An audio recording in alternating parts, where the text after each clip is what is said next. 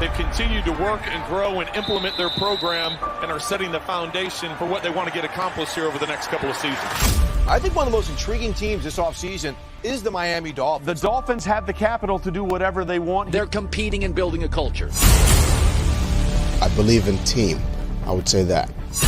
If you want to strive to do something great as a group, you got to work together. You have a plan, you stay true to the plan, you execute the plan. The Dolphins, this is how you turn around a franchise, like this. We're trying to build a team that's going to win right now, and we'll be very aggressive. Welcome to the field, your Miami Dolphins. We're looking for guys who are tough, who are smart, who are competitive, love to play. They have landed some big fish. Love what the Miami Dolphins did. You're trying to build something there. Fitzpatrick throws the end zone. It is Parker. Darnold never saw the pressure coming, and he's leading.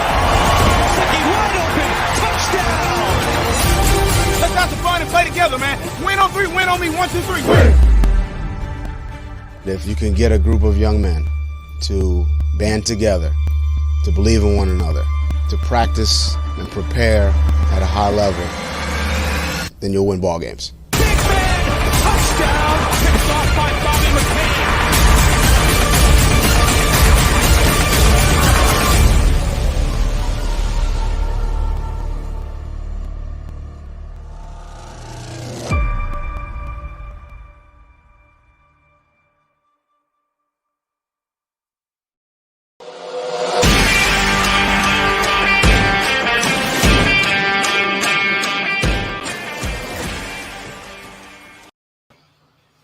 What's good, Finn Nation? What's good? It's your boy Reason, and as always, we're back here with another one, and I'm joined by the Jason Taylor to my Zach Thomas. Sure didn't look like Jason Taylor last Friday. It looked more like Avery Moss against Mr. Ballgame. Okay. Hey, chilling, bro. What's going on, man? Just chilling, homie. I hear you, Fins Nation. What it do, baby? What it do? Yo, before we get into things, everyone, let's fill y'all in with what we got going on right now. If you haven't seen right now, if you head on over to Twitter, there is a tweet. You know what? I'll bring that tweet up for you guys right now. There's a tweet. I want y'all to go check it out. At Phinside the NFL is the Twitter account you're gonna want to go check it out on. And basically, guys, we started our Tua Tagovailoa jersey giveaway. So what you're gonna want to do, guys, is you're gonna want to go to Phinside the NFL at Phinside the NFL on Twitter, and it's actually the pinned tweet at the top here. So we're about to hit. We're at 948 subscribers right now, so we're only 52 away from 1,000. So it says here, let's start the week off right. So, guys, this is what you're going to want to do. I'm going to share it here in a bit. You're going to want to at least follow Phinside the NFL, like, and retweet this tweet. But I'll give you guys the details right here. So go to that Twitter right now while you're listening to us on your phone, on your iPad, whatever you got going, and I'll give you guys the straight details right here, because you guys are going to want to go do this, man. This is your chance at getting a free Tua jersey. So basically what you're going to want to do is you have until Friday, July 31st, because as you guys know, on Friday we run our Madden shows right now until the season starts. So what you're going to want to do is you're going to want to retweet that tweet. You're going to want to follow us on Twitter. That'll get you one entry. If you're subscribed to us on YouTube, like all of you guys that are watching, and you don't even have social media, you can still enter. I want you to email us, finsidethenfl@gmail.com, a screenshot of you being subscribed to the channel, and that way I'll enter you, and that's worth 2 entries. And then the way you can get a 4th entry is follow us on Instagram, and you'll see the post about the giveaway, and give that a like as well. And so, there's our Twitter. You need to kill the dogs right now, bro. There's our Twitter. There's our YouTube. Yeah, okay. There's our Instagram. I'm talking about the noise, bro. You need to mute yourself or something. Because the Twitter, you got one in the background too. You got Twitter, the YouTube, and the Instagram, guys. As you can see right there, and we're giving away an Aqua throwback to a jersey. That will be the prize. So you have until July 31st. Again, 4 different ways you can enter. 2 entries are worth your subscription to Phinside the NFL. If you don't have social media, email me, phinsidethenfl@gmail.com with a screenshot showing you are subscribed, and that'll count as an entry. So all the people who watch our videos and just watch but don't subscribe, you might want to hit that subscription button because in 2 weeks we'll be giving away a jersey. So guys, you're going to want to enter that. Honestly, do them all, man. I got so many people. I've already started compiling the list because I'm going to basically be doing it in a random generator. That's how I'm going to pick who the winner's going to be, and I'm going to do it live on stream on that Friday show. So you're might as well get your name in the pot 4 times over. So those are the way you guys can. Again, retweet the tweet and follow us on Twitter, the giveaway tweet that's pinned to the top. Subscribe to us on YouTube if you already have and you don't have social media. Hit me up, phinsidethenfl@gmail.com with the screenshot. If you do have social media, either comment in the tweet or DM us the screenshot of you being subscribed. And another way to enter, follow us on Instagram and like our posts about the giveaway. It's the latest post. And again, an Aqua throwback to a jersey coming your way to the winner. We appreciate the support, guys, and it's just our way of giving back to everyone a little bit. Absolutely. So, and this is only the beginning. This is only the first 1,000. So, who knows where we'll be at in a couple of months, people. God damn. All right. Can you still hear the dogs in the background? Not right now. Anything you want to add before we get going, Ian? All right. Hey, hang on. I might need to go inside, Reason. Hang on 1 second. Yeah. Fake spike. What if I upgrade? Yeah, that's a little. Let's shout out everyone who's in the comments right now while EM gets himself situated. Go to the top here. What's up, Josh Fernandez? I see Rhino's here. What's good, homie? What's good, Havoc? Fake Spike 94. What's good? Infinite Trauma. What's good? King Mill. What's good, homie? FM. What's good, buddy? George. Shake Money. Jeff. What's good, buddy? JD Diesel. What's good, homie? Yeah, Saturday Night was classic. It wasn't. I don't think EM would call it classic, though. Sorry about that, homie. It's all good. Shout out to King Mill. I've been watching nothing but Tua film. I'm so locked in. What's good, chat room? Huh. Still talking about that ball game nonsense, really? What's good, Dolphin 1244? What's good, Justin's Pro Football Scouting Analysis? Been a minute, man. Good to see you guys in the live one. Yeah. Infinite Trauma, $40 pays my meals for the week. So man, stop it. I've been having a lot of people come at me for what happened, for what transpired on Saturday. But I got a question. Where were these same people? Where were these same individuals when I blew bomb out 3 games in a row some months back, and I sent him on that I made him go 0 dark 30 for 4 months? Where were these same individuals then? I think you only beat them. But 2 it's all good. No, it was 3. So it's all good. But again, you'll see a difference when we play Friday or whenever he gets whenever he's back on the show. So it's all good.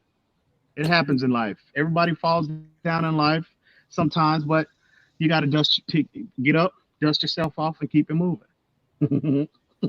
Guys, a big announcement I'm going to make, and I'll remind everyone at the end of the show because I'm sure more people will trickle in. Wednesday night, 8 p.m. It's basically going to be a roundtable discussion about training camp and y'all aren't going to want to miss it. It's going to be your boy. It's going to be EM. It's going to be Ball Game is going to be back. But then Jason Sarney's going to be here.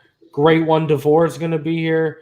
And the boy Dudley Do Wrong is going to be stopping by. Ugly. So that's going to be a panel. That's going to be we're calling them the roundtable discussion. That's going to be a roundtable you're not going to want to miss. And it's going to be primarily focused on the training camp. So, guys, Wednesday, 8 o'clock, 6 people roundtable, Reason, EM, Ball Game, Jason Sarney. A lot of fun. Great One DeVore, Dudley Do Wrong. Y'all come get it, man. I'm telling y'all right now, you're going to want to tune into that one. For sure. A lot of fun. A lot of fun. Shout out to Great One DeVore because I think he's live right now. And I think he's rocking out some Madden on Xbox One, though. I don't think he has it for PS4. So, shout out to the not so great one. Shout out to your homie, the not so great one. Bro, you're a hater. Shout out to your homie. Yeah, Rhino, we're gonna get some games between EM and Great One. It's just we got to see if Great One got that PS4. EM want that work though. Nah, he don't want that. No, I told you I made the adjustment, and you'll see a difference on Friday. We'll are you saying we bring in Ball Game back on Friday? Well, I think I already locked him in for Friday, I believe. You made sure to hit him up. You made sure to hit him up, eh? You made sure. Yeah. I spoke to him. I called him. I called him that night, Saturday night actually. And we had a long conversation about many things, about life, but we talked about the Madden issue, and I explained to him what the issue on my part was. I didn't have my customized playbook. I accidentally deleted it about 2 months ago, and I decided not to go back in and recreate another one. I said, man, I just might as well wait until Madden 21 drops.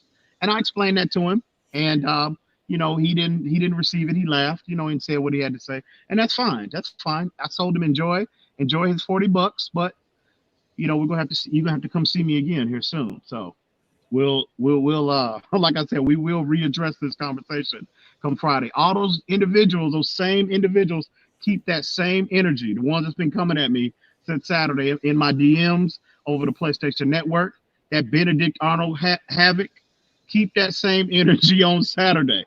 Keep it, please. I'm sorry, on Friday. Keep that same energy. You need to stop audibling like Peyton Manning and throwing the ball like David Carr, bro. You need to throw the ball like Peyton Manning.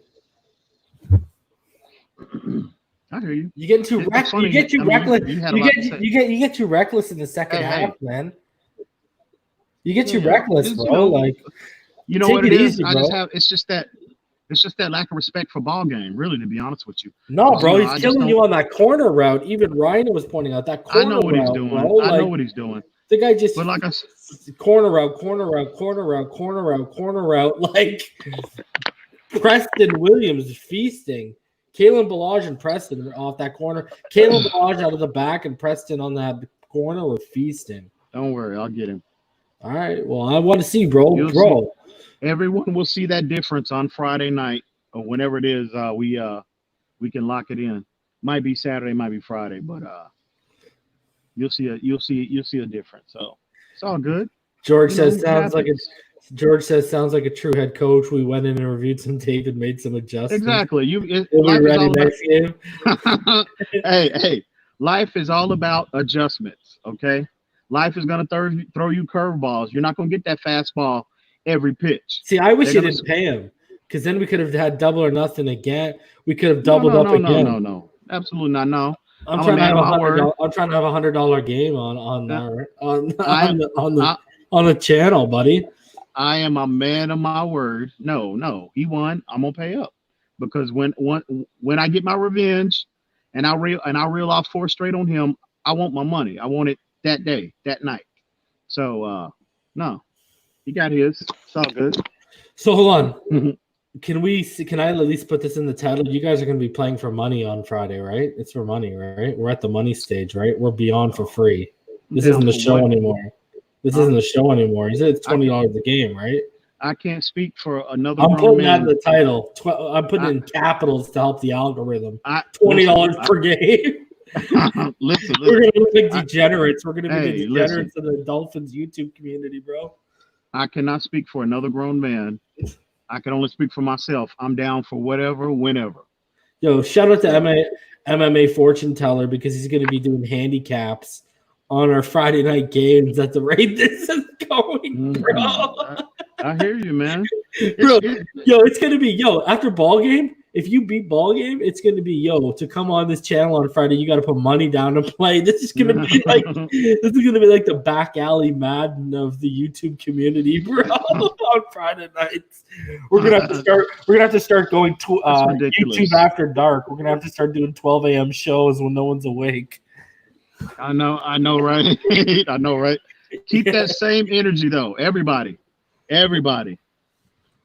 everyone keep that same, especially that Benedict Arnold Havoc, though. Especially him. Wow, so Havoc. Keep that same energy, everybody.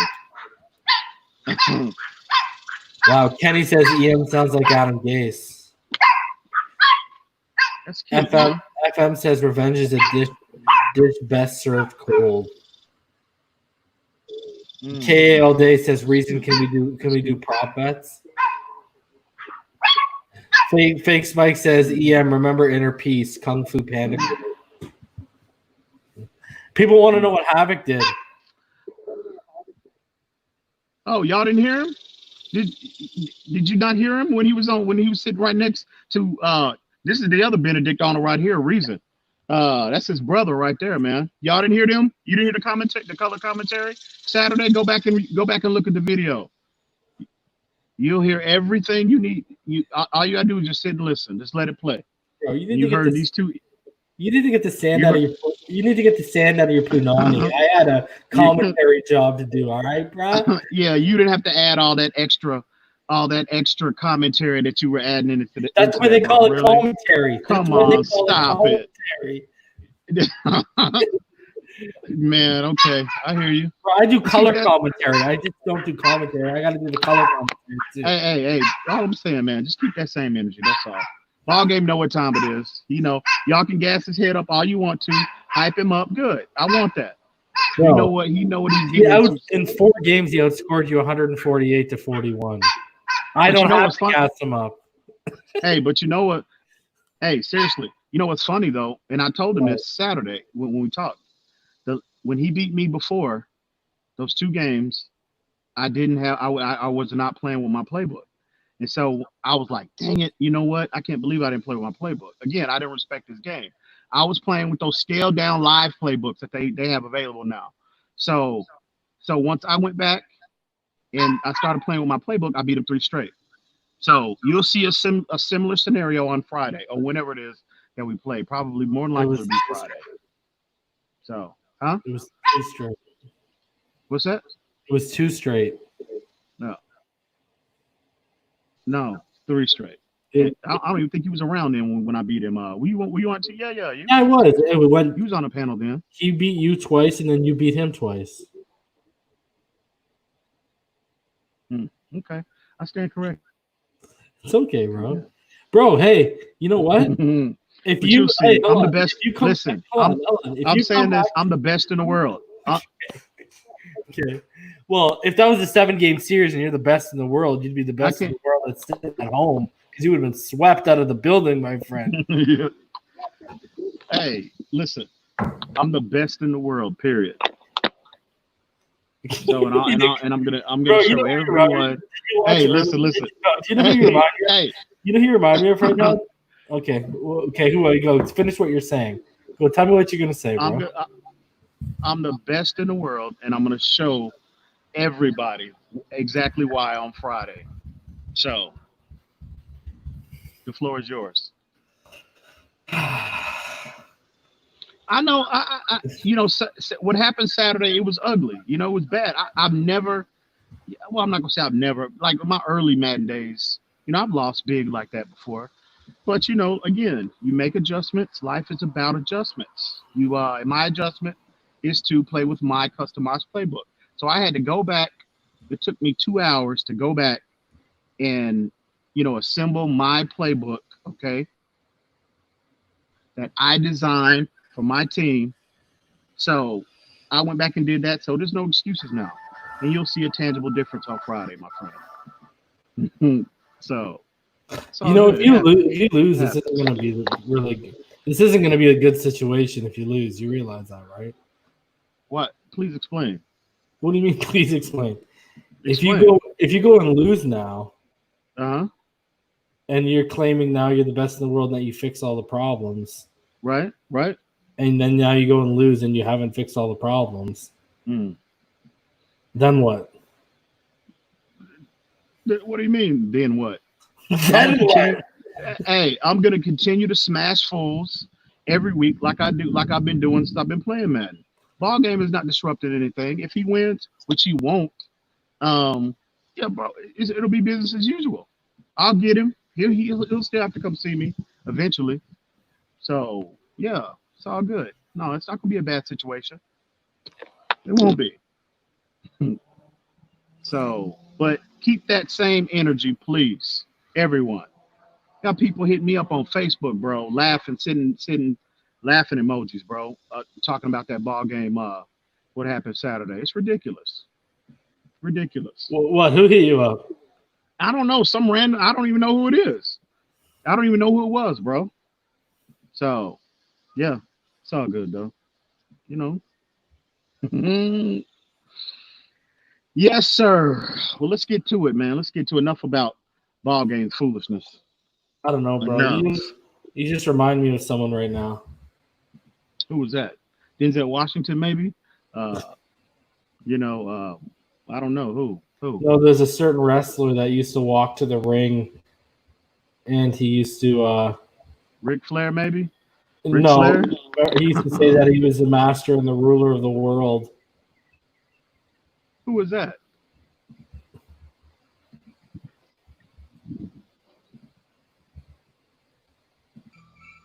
Psycho Sid, bro. He's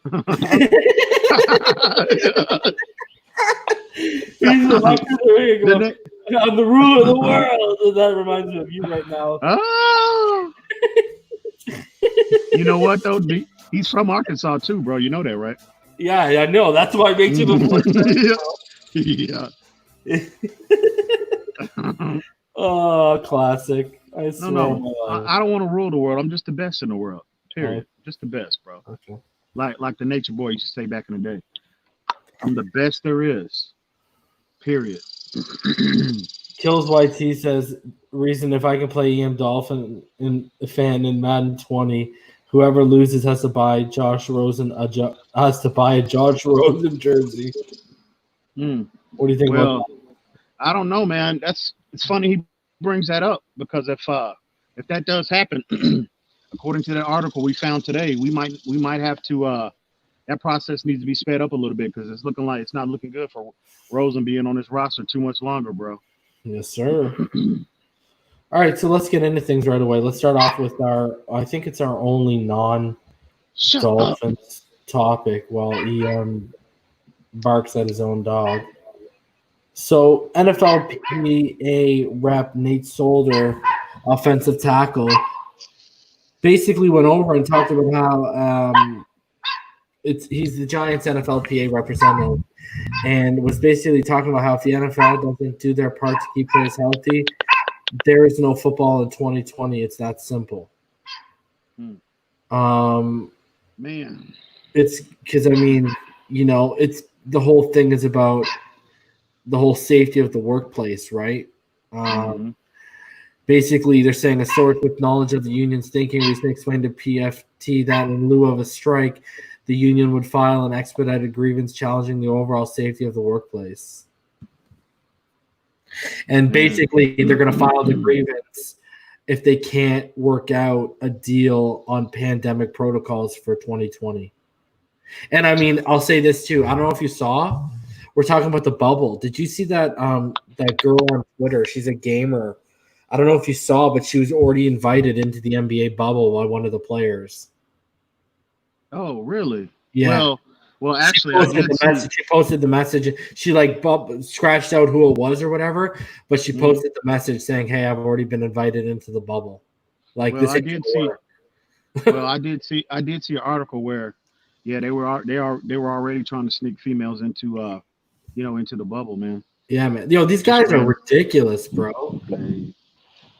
Like, I'm without being as crude as possible.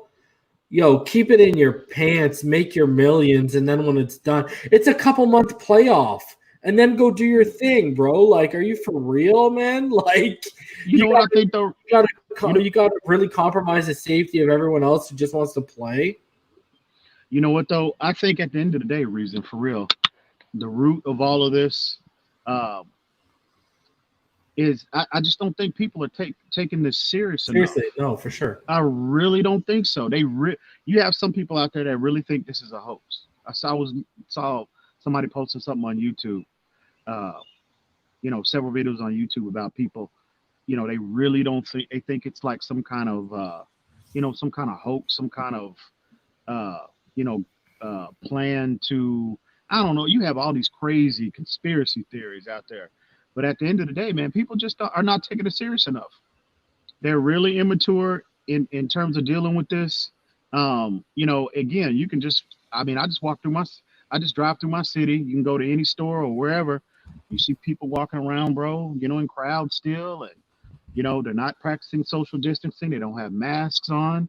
They're just, living their life. Hey, but that's fine. And that's fine.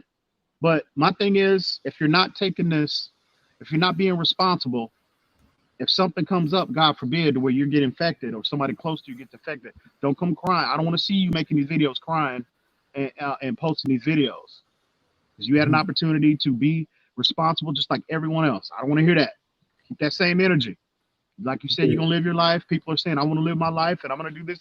Okay, well, that's fine. Well, and I'm not wishing that on anyone. But in the event that something comes up, God forbid, I don't want to hear that. Okay. Deal with it. So, but these guys, these people, man, they're just not taking it serious enough. So when we speak about, this pandemic, cleanliness is obviously the closest thing to godliness, especially in this situation. And when you look at this, the Dolphins, they basically were the first NFL team to receive high-end sanitation accreditation, and basically the Global Biorisk Advisory Council has offered Hard Rock Stadium star accreditation for the facility's efforts in cleaning, disinfection, and infection prevention strategies. And they're the only NFL team right now in stadium to have that. So considering what's going on right now, and you guys can read here, there's a statement from Tom Garfinkel. Considering what's going on right now, it's good to see that, we're leading the way in terms of creating one of the more viable facilities that can handle people and players during this pandemic on just a cleanliness basis. Mm-hmm. Yeah, I saw that, man. And yeah, I agree 100%. It's good that, again, we're getting out in front of the situation and creating and presenting. Leading the way again, man. We're always leading the way. Haven't you noticed that these past couple leadership, years? Leadership. That's called leadership. That's what that's called, leadership. Yeah. And that starts at the top with ownership on down.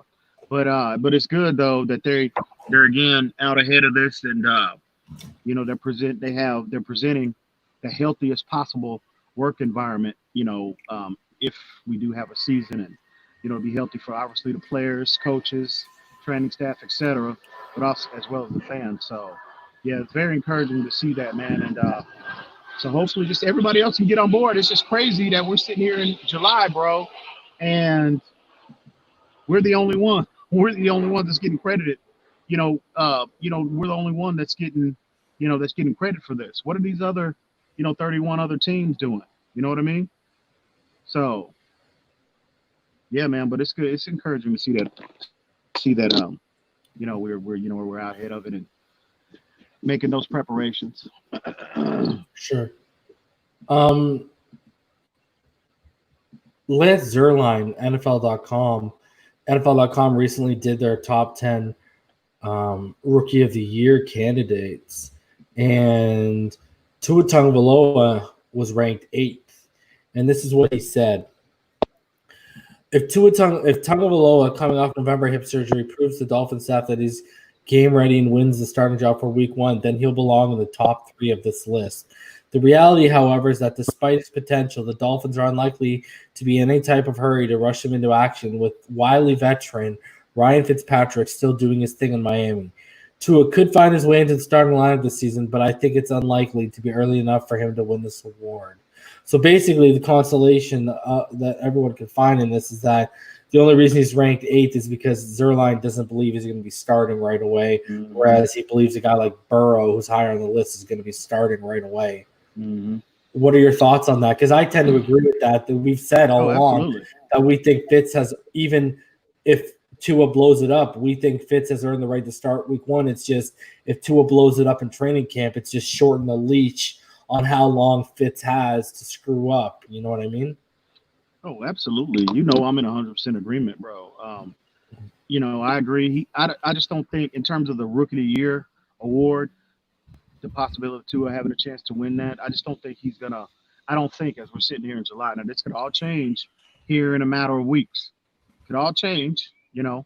And we talked about on previous streams, either scenario we're comfortable with. But we just the primary concern is Tua is as healthy as he could possibly be before you implement him into the offense. But yeah, I don't think Tua. I still think as we're sitting here tonight, I think Fitzpatrick earned that right. He has the locker room. I think Fitzpatrick will go into the season, week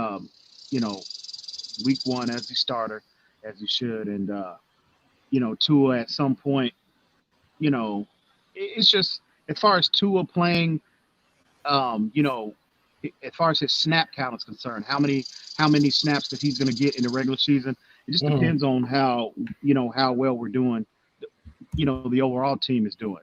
I think if Fitzpatrick is playing well and we're winning, I think Tua will be he'll remain on ice, and I think that he should. But if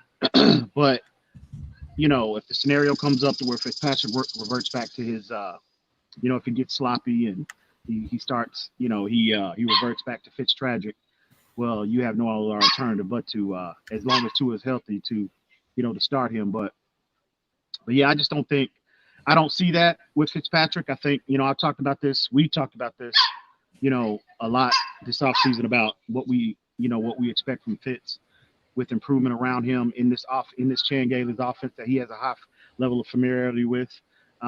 We don't anticipate him reverting back to Fitztragic, at any point during this season. But again, Flores, he's about playing the best 11 players, and we've talked about this as well. If Tua and we fully anticipate this scenario coming to fruition with Tua, just because the kid he's the most talented player in that quarterback room. That's obvious. And once he gets on the field and he gets acclimated to NFL speed, and he gets acclimated with the playbook, and he's able to apply everything that he's bringing to the table with those other, when he's able to apply, what he's learning in the classroom on the field, the sky's the limit for this kid, and he's head and shoulders above everybody else. So I can see Flores at some point pulling, maybe starting him week 1. Again, it's all about Flores. If he feels, if he feels Tua's healthy enough and Tua's out there, he's head and shoulders above of the competition, I could see him very well starting week 1. And again, I'm comfortable with either scenario. It's just his health is what I'm just concerned about. I'm more worried about the offensive line right now.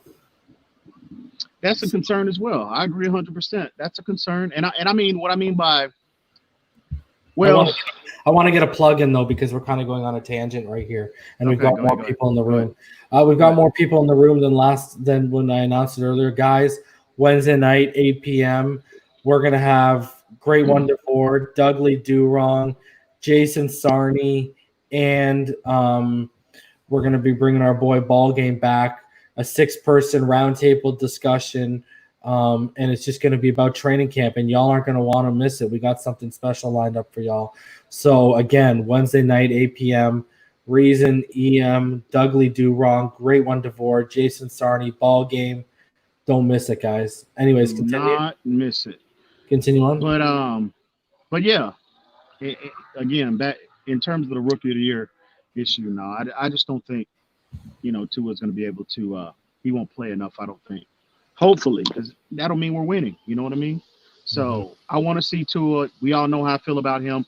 I just want him to be as healthy as possible. Period.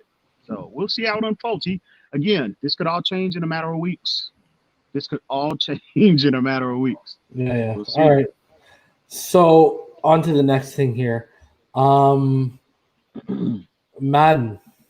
Speaking of Madden, ball game, etc., we now know the top 10 rated players on the Miami Dolphins. So we got Byron Jones at 88. We got Kyle Van Noy at 86. We got Devontae Parker at 84. We got Xavier Howard at 82. Jordan Howard at 79. Gesicki at 79. Breida at 79. Raekwon McMillan at 76. Godchaux at 76. And Albert Wilson at 76. What are your thoughts, man? I mean, that's basically the roster I have right now, in terms of rankings. So I'm not surprised. I can't wait to get my hands on Madden 21 like everybody else. So I can play with the official roster as opposed to playing, downloading a roster from a third party or something like that. But yeah, I mean, I'm not surprised. Again, those are the last roster update that Madden had this year. Those players are ranked the same. So, but I can't wait to get I'm eagerly anticipating the Madden drop just like any year. So I'm excited. Can't wait. Byron Jones, 88. Can't wait. And as you guys can hear in the background, apparently the Predator has returned to Ian's backyard. Joe B says the only good thing about a wash season is Tua gets a pro red shirt year. What's that? I didn't hear you. What'd you say?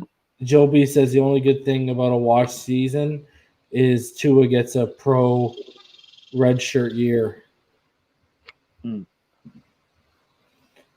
So when you look at Matt Brieda, man, we talked about this before.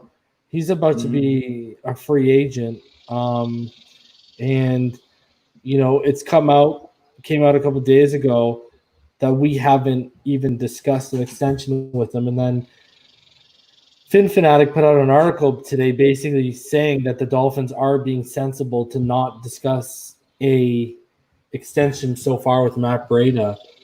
Where are you on that? Is that something you should be talking about already, or at least kind of at least feeling out so you know what the groundwork may take if it does pop off? What would you be doing right now? No, I would be taking. If I'm our front office, I would be taking the exact same approach. Breida, it's nothing. If he's listening, it's not a knock. It's not an indictment on you as a player, bro. I love your skill set. Love what you bring, the explosiveness you are going to potentially bring to this offense this year, but you can't stay healthy. Period. One of your best abilities is availability. He hadn't been very durable since he's been in the National Football League. Yeah. So no, I agree with this. I agree with this approach. If he comes in and again, it depends on what he's asking, what he's looking for. It depends on how much he's asking for as well. So, but if I'm the Dolphins, even though we traded a 5th round pick for him, I want to see how durable you are, for this team. You get here, okay, I don't doubt his ability. Not a knock on the kid's ability. But no, he's gonna have to prove it. So in the event if next year, this time next year, if it turns out that you're able to stay healthy for 90% of the season, okay, you don't miss more than 2 games, we'll sit down at the negotiating table at that point. But as of right now, no, absolutely not. They are absolutely correct on the approach they're taking in terms of his potential contract negotiations. They are 100% correct, in my opinion. All right, guys. Again, I'm going to do another plug because there is more people in the room right now than there was when we first started. And I was plugging. Guys, if you have Twitter, if you have social media, go right now. It's the pinned tweet at Phinside the NFL on Twitter. Retweet that and follow us on Twitter. If you're subscribed to Phinside the NFL, DM us showing that you're subscribed. Or if you don't have social media, email us, finsidethenfl@gmail.com. Or follow us on Instagram and like our posts. And there are 4 different ways you can enter because just subscribing to us alone on YouTube gives us you 2 entries into this. And we got this going until Friday, July 31st. And basically, what you're going to be able to win is an Aqua throwback to a Tagovailoa jersey, guys. So join this giveaway. 3 ways to enter. In total, 4 entries eligible for each person. So share it, like it, do all you got to do. Make sure you enter this if you want to win a free Tua Tagovailoa jersey, guys. So continuing on, man. Absolutely. Before we get to the real one, before we get to the topic before the topic. Mm-hmm. So Dolphins camp is possibly up in the air. So this is from Adam Beasley. After more than 5 months away, a return to football is imminent. Probably. Next week, nearly 24 Miami Dolphin rookies are set to report to team headquarters for the start of their NFL careers. They will move into the team hotel, start attending meetings, and resume conditioning work, and they'll theoretically do all in the global epicenter of the raging COVID-19 pandemic. But that plan should be written in pencil, not ink, according to conversations with 4 informed league sources.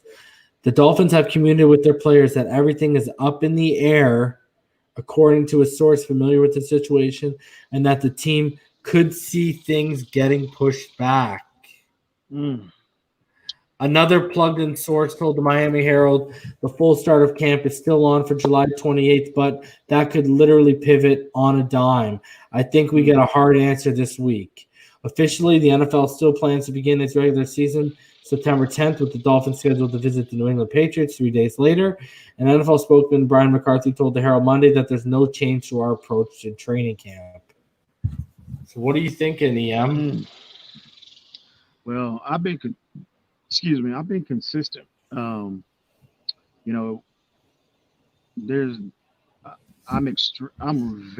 Every day we get closer to the season, that concern level of mine increases.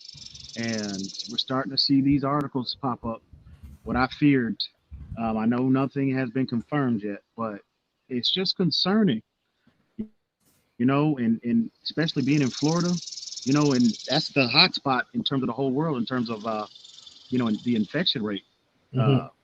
And it's concerned. I think, as fans, I know it's going to be, and I'm not saying this, and I'm not trying to speak this into existence in any way, shape, or form, but we need to kind of prepare in the back of our minds of, number one, a delay to the season possibly, and then on top of that, if the season gets started, we need to just prepare ourselves mentally for a possible disruption at some point, because this COVID-19 situation, it's not going anywhere.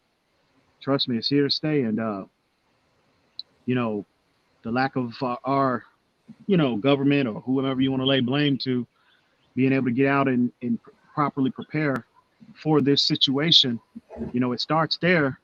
And, but yeah, it's concerning. We just got to play it by ear. But I just want to tell everybody, I've already prepared myself to be as best I can in the event, even if there's not a season. If we do have a season, it'll be delayed, or even if the season starts on time, I prepare myself mentally for a possible disruption. So I encourage everybody to do the same thing. That way it won't hit you like a ton of bricks if either one of these scenarios pop up. Mm-hmm. So, but yeah, it's concerning, no doubt. It's concerning, and we should all be concerned, bro.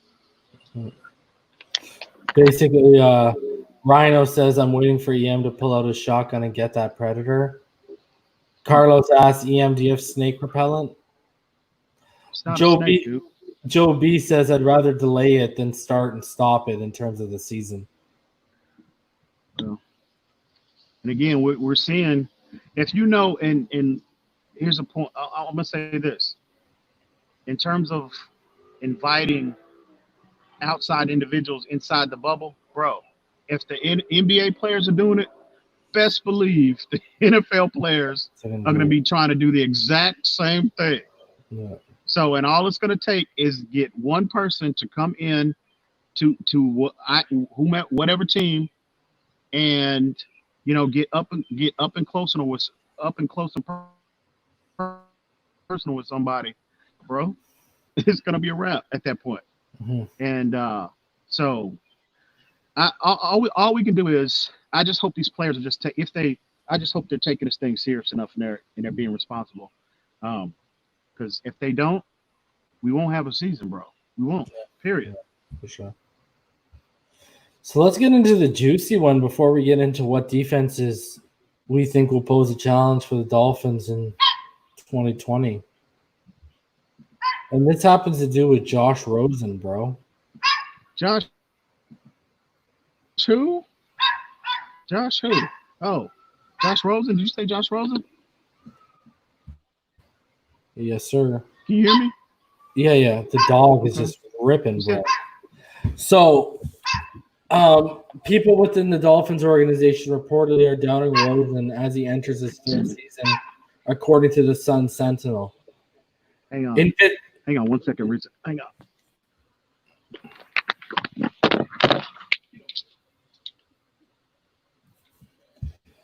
This is why you don't get Chihuahuas, guys. You get big dogs. I had a Doberman. I don't have no little purse dog that EM got over here. I know he's listening too.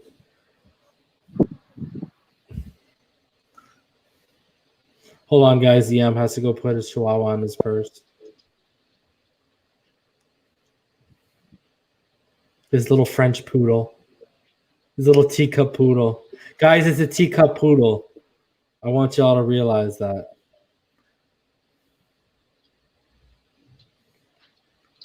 EM sits with his teacup poodle on his paw. All right, we're good. I was telling everyone that you have a teacup poodle, bro. A teacup poodle? Yeah, I was telling everyone you're going to put it in your purse. That's where you went. I don't. Oh, okay.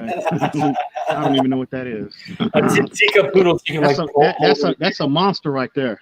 Hey, that's a monster right there. I don't know what you're talking about. That's a monster, bro. Yeah, okay, bro. Sure sounds like it. So, Josh Rosen. I will put him on. I will put her on camera, but I don't want to scare I don't want to scare everybody in the comment section. Yeah, everyone's gonna be like, "Wow, EM calls himself a man, and he has a teacup poodle. What's going on here?" I don't even know what that is, but anyway, the floor is yours. Now, people within the Dolphins organization reportedly are doubting Rosen as he enters his third season, according to the Sun Sentinel. In Fitzpatrick, Josh Rosen, and Tagovailoa, the Dolphins have three players who could end up starting NFL games. The Sun Sentinel's Omar Kelly wrote. Problem is, Rosen's development stalled last season, and people inside the organization have questioned his commitment to football. And this article from Dolphin Nation, the writer goes on to say it's not a good sign if an NFL quarterback isn't committed to the job. Rosen hasn't been dealt the best hand to begin his career, but this could signal a bigger issue. Wow. Here we go. The floor is yours. Here we go again.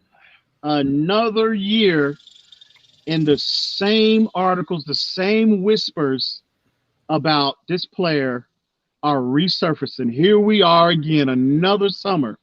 And oh man. Listen. We all know how I feel about Josh Rosen, the player. Again, this is not an indictment on Josh Rosen, the person. I don't know him from a can of paint. But this is about Josh Rosen, the player. Okay, here we are again on these same question marks surrounded him at UCLA, followed him to Arizona, followed him last year when he got here, and that was his time to clear up any kind of any kind of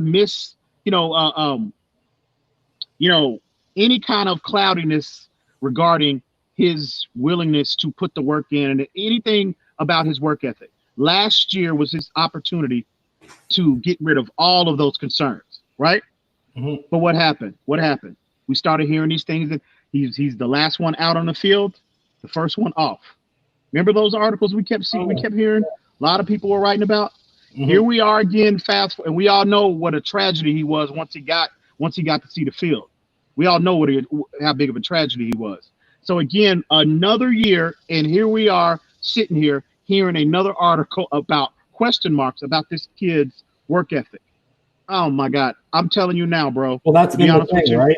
Feel like absolutely. When you go back to UCLA, people tried to pin it on him being rich. Remember, people tried to say he didn't want it because he came up from a rich family. He was entitled. He was handed everything. So, like, people have tried to explain it whichever way they can, but the one one thing's always rung and echoed from multiple people. The source of that is being people questioning his commitment. People have just tried to find the answer as to why he has that lack of commitment and that desire to basically be the best and be the best he can be in football, man. That's why people, I mean, I don't know, man. You kind of see it, bro. Is who knows what the root of this? Who knows? Oh, go ahead. I'm sorry, Reason. Go ahead, bro. No, I was just gonna say, like, you can see, like, at least with guys who start off slow, you see a little bit of growth in the second season, even if they're still struggling. And that's the thing. You didn't even see any growth at all, man. Like, in any aspect of his game, you didn't see any. He's gotten worse. Never mind. He's gotten worse, actually. Never mind. Legitimate argument. You can see him inch forward. You know what I mean? A legitimate argument can be made that this kid has gotten worse, bro. Gotten worse. And you can try to, well, he didn't have this and he wasn't in the best situation. He didn't have an off. Stop. I don't want to hear that. I want a player that's looking that is bringing about solutions, not adding to the problem, not compounding the problems. Yeah. I want a player that's out there looking for solutions. And this kid, he doesn't offer that at all. He's given us nothing in terms of return on our second round investment we made for this kid. And again, here we are again, another year, and we're hearing the same things. And I don't even want to see him on the field. I've seen enough. In terms of him on the field, I've seen enough. And so, to be honest with you, again, no disrespect to Josh Rosen as a person. I'm going off what does the film tell me? And and consistently when he was at his issues at UCLA, his issues in Arizona, and his issues when he brought us behind here to South Beach. They have been consistent, okay? And it's time, and I will be so glad when this organization moves on from this player. Because again, I don't want anything to possibly even think about derailing, the possibility of derailing that Tua train. I want Tua's transition to the NFL to be as smooth as possible. And this kid, his presence in that quarterback room, in my opinion, is nothing but a distraction. He's not in your long-term plans. He's not. Obviously, he's not. And when they selected Tua Tagovailoa number 5 overall in the 2020 NFL draft, they sent a clear message to everyone, the NFL universe, this is our future. So Bono Ballgame was up here saying that a birdie tapped on his shoulder and they told him that Flores sent the email out to the quarterbacks and saying it's an open competition. Oh, whatever. Okay. What else is a coach supposed to do? Stop. I will be so glad. The quicker they move off of this player, either by cut, waive, trade, whatever, the quicker they move off from this player, the better off we'll be as an organization. Because I am sick of hearing these. Now that we have Tua secured and in place, I just want our organization to move off this kid as soon as possible. And I'm telling you, it's coming. You stay tuned. It's his time to get on that bus. It's coming soon. I promise you. It's just a matter of when. And the thing it's is, ridiculous. Let's be honest. Oh, Josh Rosen, he didn't have a chance, bro. What? Man, that's a grown man. Be a professional. Now the problem is, people talk about him not getting a fair hand. Well, guess what? Well, now the offense isn't tailored to a Rosen skill set, and let's be honest, that offense, it's not going to do him any favors in terms of his progress, man. It's just going to be another playbook because I don't think when it comes to Fitzpatrick and when it comes to Tua's familiarity with it, Tua's athleticism, and then you add in Fitzpatrick being in Changeli's system for over 5 years, Rosen doesn't stand a chance in that. That competition is going to be between Fitzpatrick and Tua. It doesn't go outside those. Exactly. Exactly. Open competition, yeah. He should even sent Rosen that email. He should have just sent that email to Tua, Ruddock, because I think Ruddock will be the future backup, I think. And Fitzpatrick. He shouldn't even gotten that email, bro. It's ridiculous. And I'm telling you, what gets my blood pressure up more than anything is these people out here keep saying this kid hasn't had a chance. This kid has had 2 opportunities. He's had more chances than most people get. Bro, people would give they left, to get one opportunity, get a half a chance. But this kid has 2 opportunities. Give it to him. Hand it to him on a silver platter. And what did he do with it? He dropped the ball. He dropped it. And I get if the kid don't have the ability. I understand. Very few people birthed into this world have an ability to go to the National Football League and succeed. Very, very few people.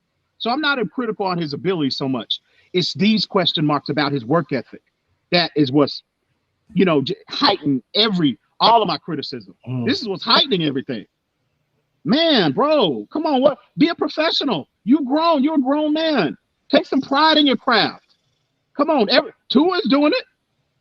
You know what's crazy too is come on, man, stop. It's ridiculous. What's crazy too? It's ridiculous. When I bring up Kyler, right?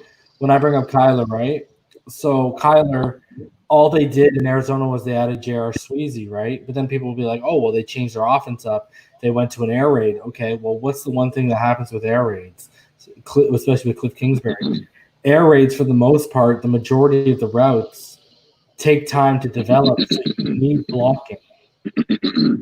With air raid offense, it's not just short routes. With air raid offense, you're trying to open the field, spread the defense, and you're looking to beat them over the top whenever you can. Mm-hmm. Those routes take time to develop. Dude, all I'm saying is Kyler Murray got sacked 49 times, and he won Rookie of the Year. Okay? But you know why Rosen – see, the reason why I think even with Kyler Murray being sacked, what'd you say, 48 times, 49 times? 49 times, yeah. 49 times last year, okay. The reason why Kyler had a level of success and the reason why coaches look for quarterbacks with his skill set is because he has the ability to consistently extend plays. Mm-hmm. Josh Rosen doesn't have that. When you have an interior offensive line, a deficient offensive line like they have, I'd say this too. You got to have – Go ahead. He's also a better processor. Absolutely. He's a smarter player, and you can tell that just with how he avoids big contact. He's got a very high football IQ. Absolutely. And here's the other thing. Kyler Murray is a natural thrower of the football. Josh Rosen is not. Absolutely, yes. Kyler Murray, guys, is a top 10 pick. Josh Rosen is not a top 10 pick. Don't let the Arizona Cardinals bad management fool you, okay? And I know, right? And reason, look, what do we say? We talked about this privately. I don't think we've ever talked about this, on the stream. But at the end of the day, what have I always said about Rosen? I don't get where all these people saying this kid is just so talented. He's got this crazy, he's so talented. He's got this crazy arm talent. He has a strong arm. This kid, I'm telling you, when you look at the tape, this kid is not that talented in terms of his arm strength. He's not. We've all highlighted his lack of processing, his lack of anticipation. We've highlighted all of that. This kid's on, but the calling card on Josh Rosen has always been he's got a big arm. He does not. You know why, bro? Do you know why? If you break the film down, you will see this kid is not that talented. You know why? First of all, you can actually, if people actually watched him in college and watched multiple years of film, you do notice a reduction in arm strength after that shoulder surgery. First thing I'll say. Second thing I'll say. You know what people hold on to, bro? And that's right. You know what people hold on to, bro? That Texas A&M 34-point comeback. That's what people. Right. That's what people hold on to, bro. Because he beat ridiculous. He beat, pardon my language, effing Texas A&M, bro. This guy didn't go out and beat Alabama. This guy didn't go out and beat those stellar Georgia defenses from years back. This guy didn't go out and beat the Clemson defense or historic LSU defense. This guy went out and beat Texas A&M, and all of a sudden everyone wanted to crown this guy as the next thing. Come on, man. Like, Texas A&M wasn't even the second best team in the SEC at that time. It's ridiculous. It's ridiculous. Again, like I said, bro, I don't get why this is such a divisive issue within our fan base. I don't understand it. It doesn't make sense. He hasn't given anyone anything. For me. He hasn't given anyone undying. And then on the NFL level, these people are like, oh, those few drops. Well, guess what? Those 2 or 3 drops. Let me tell you this. Oh my! Fitzpatrick managed to have the 8th best QBR in the NFL, but he had the 5th most drops charged against him in the NFL. Exactly. Fitzpatrick had 31 drops. So don't tell me about Rosen's 3 drops. Is all I'm saying. It's ridiculous. I will be so glad.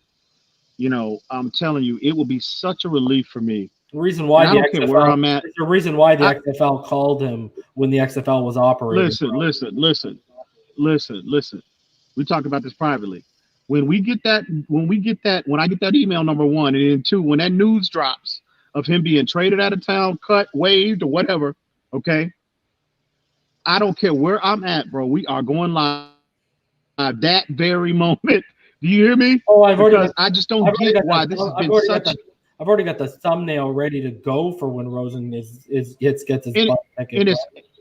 And again, it's not, it's not making fun and poking fun at Josh Rosen, a person. It's because this issue has been such a divisive issue within our fan base since he got here, and it's ridiculous. This kid is giving you nothing. Absolutely nothing to warrant this kind of loyalty. I hope Tua has half the loyalty that Josh Rosen had, that the fan base has shown him, and he's giving them nothing. I hope Tua just half of it. It's ridiculous. Man, move on. Let's just move on. Cut bait. This kid, you invested a 2nd round pick in this kid. It didn't work out. You missed on your investment. Move on. All right, so we got about 58 people in the room right now. Guys, I'm going to plug again. Wednesday night, 8 p.m., Reason, EMdolphinfan, Dudley Do Wrong, Great One DeVore, Jason Sarney of Fin Maniacs, and Mr. Ballgame right here, 8 p.m., roundtable discussion regarding training camp. Y'all are going to not want to miss out on that. I'm telling y'all. Next thing, guys, we're doing a Tua Tagovailoa jersey giveaway right now, okay? So what happens is you're going to want to go to our Phinside the NFL Twitter, at Phinside the NFL, all right? The pinned tweet at the top is this. So what you got 4 ways you can enter. Well, it's 3 ways, but there's 4 entries total. So follow and retweet the giveaway tweet on our Twitter account. Make sure you follow us, right? Subscribe to Phinside the NFL. That's worth 2 entries. Subscribing to the channels are 2 entries alone. All you got to do is you got to either DM us on Twitter or email me, phinsidethenfl@gmail.com, a screenshot showing you're subscribed, and that's the way I know you want entry into this giveaway.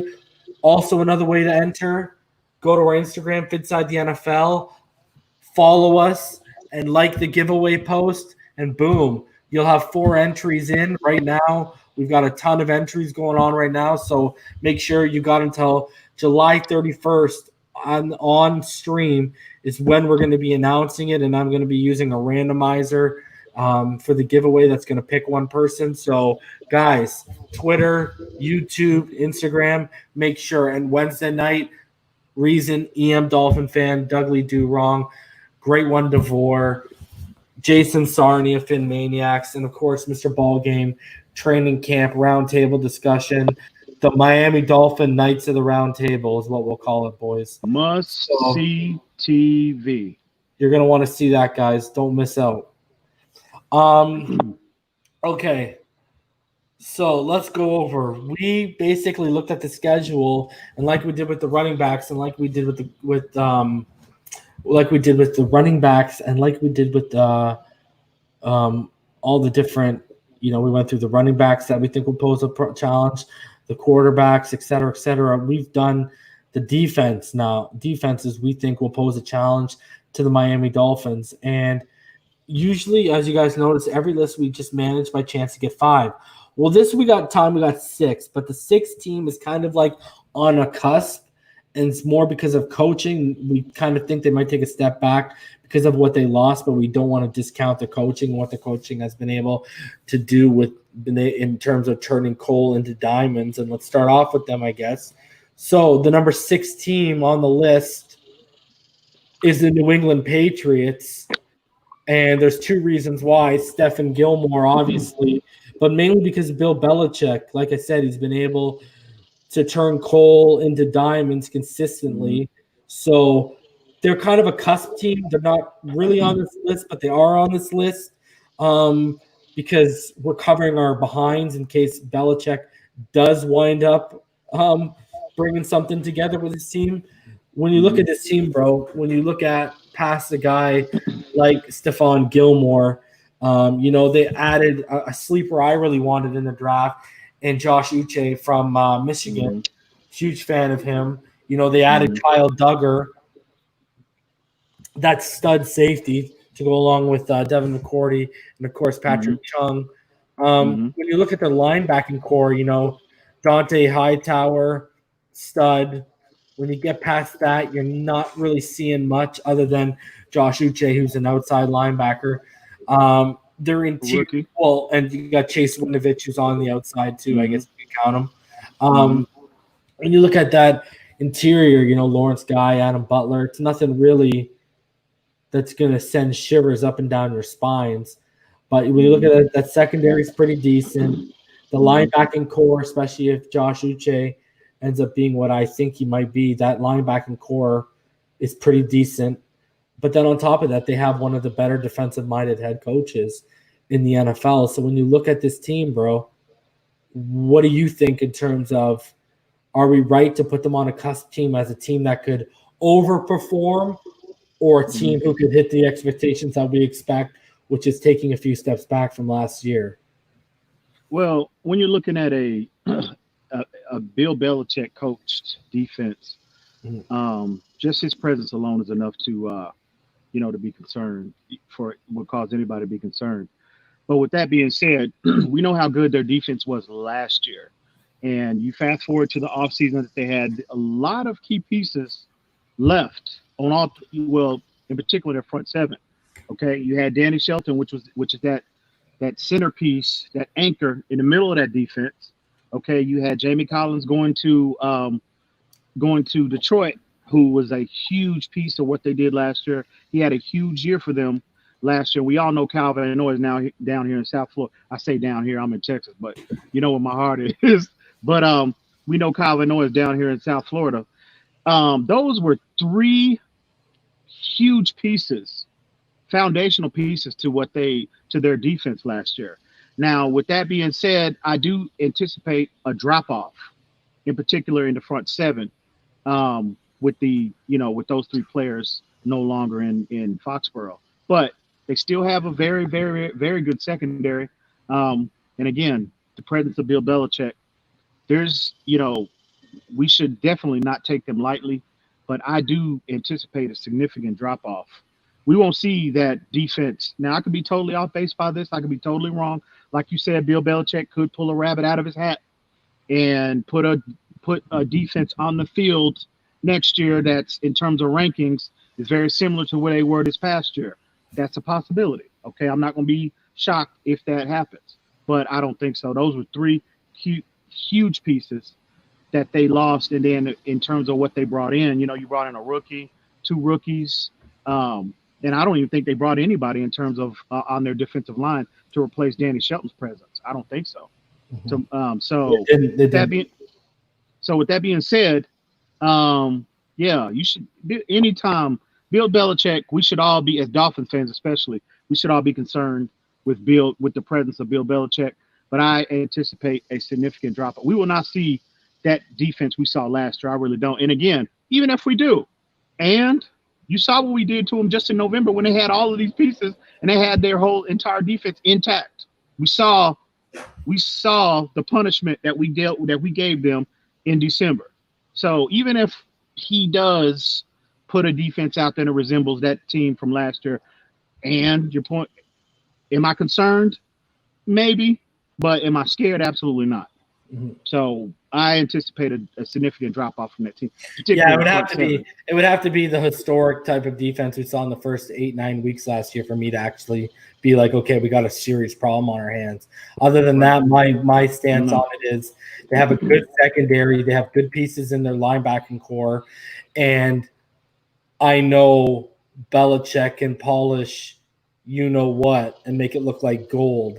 So I'm not writing them off, but it's one of those things where I'm covering my basis where in case they do pop off a little bit. Absolutely. You should as long as Bill Belichick is sitting there in Foxborough, absolutely, we should definitely take that approach.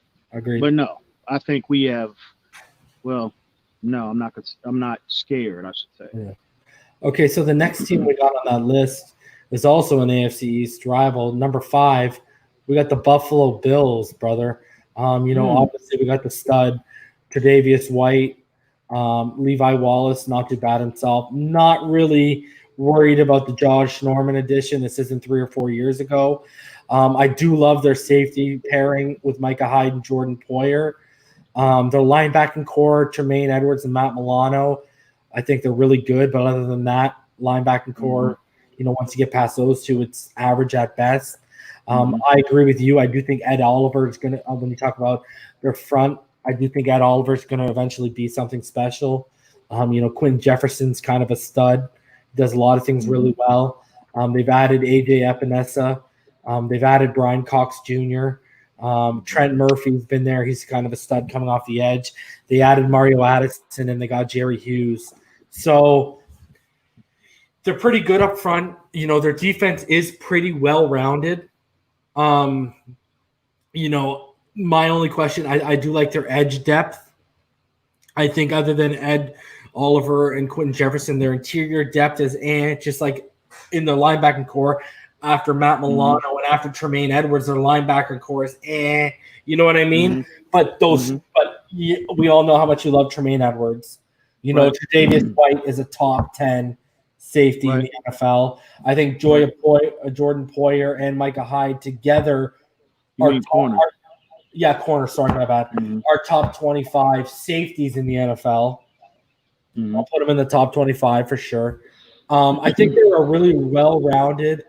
I'm not going to use the word elite, but I'm going to use the word they're a well-rounded, solid defense. I agree. Is a good word. Solid. That's it. I agree 100% in particular in their front seven. They have a lot of depth. But in terms of matching up with us, 2 things come to mind where I think we'll have a significant advantage. Number 1 is their scheme that they deploy out, their defensive scheme. They're primarily a zone-based team on the back end. And I know they have Tre'Davious White, which he's excellent. But what do they have after him? Absolutely nobody in terms of being able to match up with our receivers in the event, in a one-on-one type, in a man type scenario.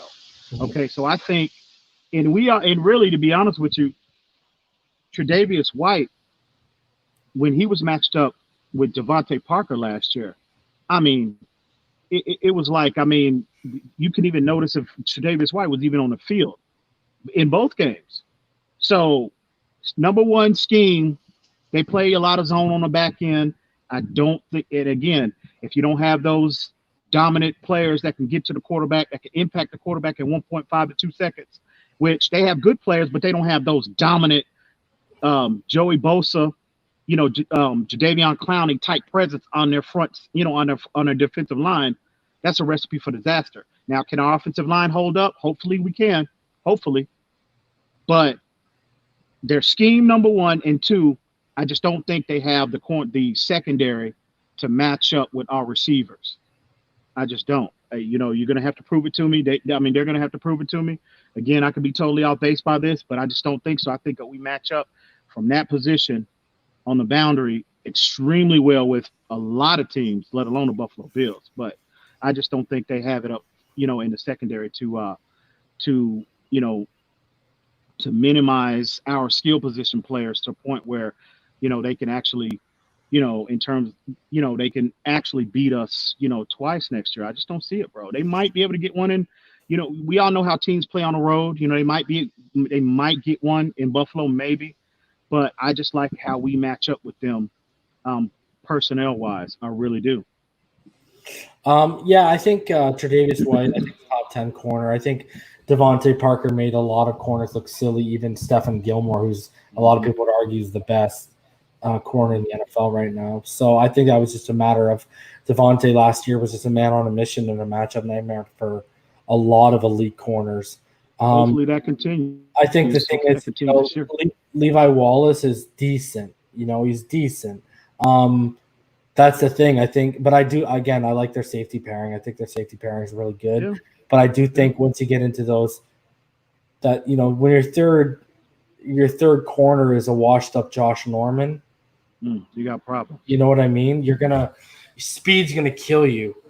So I agree with you. I do think there's just a solid defense. They lost Jordan Phillips. They lost Shaq Lawson. They've lost some pieces to that defense. They've obviously tried to make up with them with additions. We'll see how it works out. And Jordan Phillips had 9.5 sacks last year. Yeah, 9.5 sacks. That's a ton of production. And Shaq Lawson, you'll never see him put up the, Khalil Mack type statistics, but he was a very good presence, especially in particular in the run game. And I know they went out and got AJ Epinesa, but he's still a rookie. Mario, they're rookies. So I think that's a significant loss. So again, I just don't think they have it up front. And I think if our offensive line can hold up and we can establish, again, like I said, on our last stream, bro, the key to this year is balance. If we can establish our running game, we're going to be a problem for a lot of teams. I'm convinced of that. I'm convinced of it. So, but we'll see. I could be totally off base. This is pure speculative on my part, pure speculation, but we'll see. I just like our matchups. The number 4 team on our list is the Los Angeles Rams. And basically, you got Jalen Ramsey. You got Troy Hill, who last year had an extremely solid season. Darius Williams, again, had an extremely solid season at corner quietly last year. They've really added some real studs to that secondary. Levante Taylor out of Florida State, converted corner to safety. They drafted him. He was a 5-star recruit coming into Florida State, and then he had an injury, and then he got moved to safety. But that guy has a crazy athletic skill set. Jordan Fuller, the stud safety out of Ohio State, they also drafted him, and they also drafted a guy who was on my top 10 safety list, Terrell Burgess out of Utah. They did a really good job at upgrading that safety position. And then when you look at what they've done up front, one of the main reasons they're on here is that interior. They just don't have Aaron Donald. They got Michael Brockers, who's been able to put up some pretty decent numbers. They drafted Terrell Lewis out of Alabama, who me and you both liked coming out of Alabama. Leonard Floyd has been decent for them coming off the edge. I would say their one weakness tends to be their linebacking core. But when you gotta account for a guy like Aaron Donald, and if you got Jalen Ramsey getting anywhere near to the form he was a mere year and a half ago, you got a serious defense on your. The question's always been, can Gurley stay healthy? Can Gurley stay durable? It's never been, can that defense hold it together? So it'll be interesting to see how that goes. Well, that's Leonard. That's Leonard Floyd. They signed from Chicago, correct? Yeah. Yeah, I think that edge player, right? Yeah. Yeah. Well, I mean, to be honest with you, I wouldn't have picked the Rams. Wouldn't have been on my top 5, to be honest with you. But Aaron Donald there's nothing need to be said about him. Arguably one of the 3 best players in the entire NFL. Still, that's just one player. Michael Brockers is a good player. He's been productive since he's been in the NFL, but he's a little older player now. He's getting up there a little bit. Jalen Ramsey, I've been critical of Jalen Ramsey in the past. And only reason why I've been critical of Jalen Ramsey is because, obviously he's a top, he's a top 5 corner.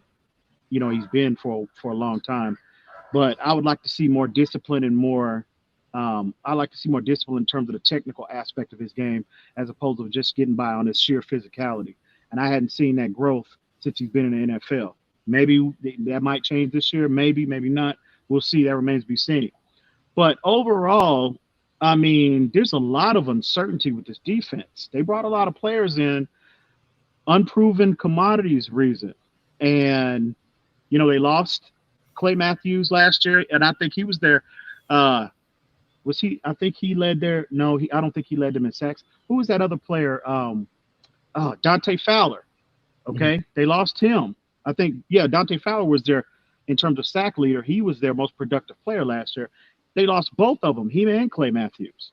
So again, they brought, in terms of talent, when you look at these players that they brought in, and you're like, okay, well, but they're still improving for the most part. Leonard Floyd has been wildly inconsistent since he's been in Chicago. Crazy athleticism. The kid's talent has never been a question. It's just, for whatever reason, Chicago didn't get, the production that you would think a player that's talented would give you. And it's a reason why they let him go. Well, he was the 41st graded edge player out of 102 last year. Okay. Yeah, but still last year. But I'm talking about overall through his career. He's been wildly inconsistent. And again, Chicago obviously opted to seek other alternatives, because if they, they would have, re-signed him if they were that high on him. So if you're gonna hit your wagon to Leonard Floyd, to his train, and you think he's gonna take you to, top your defense, be a significant contributor, take your defense to a top 10 status, good luck with that one. But in my opinion, just too much. There are a lot of publications preseason top 10 lists. They're on a lot of them. Okay, well, that's fine. That's fine. I'm just giving you my opinion. And I could, again, like I said, I could be totally wrong. It's speculation at this point. But I just think there's too much uncertainty, too many players left, too many productive players left. And I don't think you can replenish that, through the draft in one season. It could happen. It's a possibility. Anything is possible. But I just don't see it happening. But outside of Aaron Donald and Jalen Ramsey, in my opinion, I just don't think that warrants enough to be on not my list. But we'll see. Yeah, you're sleeping on Troy Hill too, big time, bro. Maybe. I might be 12th best graded corner last year. Okay. Out of 115. I might be. But I think it's other defenses. I think that I would have put above them. So who? In terms of this list. The Raiders' defense is better than them. Well, I don't have my schedule. I'll bring the schedule up for you right now, bro. Tell me who. Okay. Who else do you have on your list? Obviously, you have Seattle, I'm sure. No, Seattle didn't even have a top 10 defense last year. Oh, okay. The Rams had a top 10 defense last year. Okay. They had a lot of defections. They had a lot of players. And Seattle lost their biggest piece. Who was that? Clowney? Yeah. Well, name the bigger piece on the Seattle defense than Jadeveon Clowney last year. And they didn't even have a top 10 defense. I would say Bobby Wagner. Bobby Wagner is top. He's been one or two best middle linebackers since he's been in the league. Bobby Wagner, baby. KJ Wright. is outstanding. Okay. You can't put. I'll give you Bobby Wagner, but I won't give you KJ. KJ Wright is outstanding, bro. He's outstanding. He's not more impactful than Jadeveon Clowney, bro. Okay. And then they signed Dunbar. Well, if he actually plays, Quinn Dunbar ain't going to be playing. Are you crazy, bro? He got armed robbery. Hey, you spread enough cash around, you can make it happen. Crazy, bro. Hey. You see? Did you see the reports that they've been trying to spread a lot of? They've been trying to spread a lot of cash around. So cash talks, bro. So I wouldn't rule it out. That's a big if. That's a big if. But we'll see. So the biggest player the Rams lost in free agency was arguably Corey Littleton. It wasn't because their linebacker core is their weakness because their edge is good, their interior is good, their secondary is good. It's the linebacking core that needs a little bit of help. I just think it's too much uncertainty, bro. I just don't, and especially in terms of the concern level matching up with us, it's not very high with the Rams. Their secondary is pretty good. Okay. For sure. Okay. So I'm looking at the schedule right now. So the Jaguars defense isn't better. Nope. The Seahawks isn't better. The Cardinals is still rebuilding. They got like 3 good players on their defense. They're not better. Mm-hmm. The Jets defense to me isn't better. The Bengals defense isn't better. Mm. The Chiefs. Well, I'll say this now. The Raiders defense isn't better. Hang on. You brought up the Bengals. We talked about this privately now.